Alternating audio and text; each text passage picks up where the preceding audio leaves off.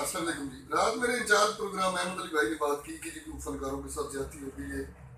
اس دن میرے نائب صدر نے بارش بھائی نے بھی کی بات کہ جی فنکاروں کے ساتھ زیادتی ہو گئی. یار میں ایک سوال کرتا ہوں چھوٹا سا.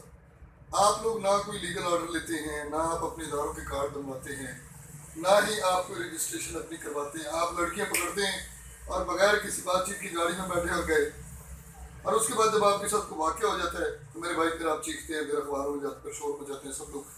آپ ایک پلیٹ فارم پہ کیوں نہیں؟ جب آپ کے لیے ایک سسٹم بنا دیا گیا ہے، آپ کے لیے ایک لیگل آرڈر ہے، آپ لوگوں کا ایک ادارہ ہے، آپ کا ایک حساب کتاب ہے، آپ کیوں نہیں؟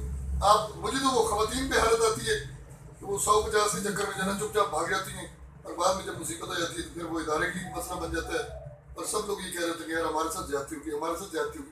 میری بات سنیں، حکومت نے بہت سی چیزیں آپ کی فیور کے لیے بنائی ہیں. ابھی آپ دیکھیں نا، یہ 15 جولائی سے کریک ڈاؤن شروع ہوگا، آپریشن شروع ہوگا این جی اوز کے حوالے سے، اور آڈٹ بھی ہو رہا ہے. ہم لوگ تو اوپن ہے، کھڑے ہیں، سارا زمانہ دیکھ رہے ہیں، ہمیں ساتھ بھی دے رہے ہیں. اب تو ادارہ بلکہ مزید مستحکم ہو گیا اور مزید جو ہے نا وہ زیادہ طاقتور ہو گیا.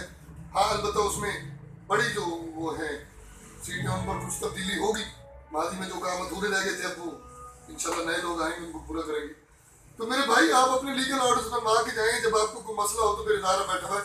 ہمارے ساتھ جو لوگ چل رہے ہیں سالوں سے، وہ بھی تو بیچارے کام کر رہے ہیں، ان کے گھروں میں تو کبھی ایسا کوئی مسئلہ نہیں ہوا، نہ ان کے ایونٹ پہ کوئی ایسا مسئلہ ہو.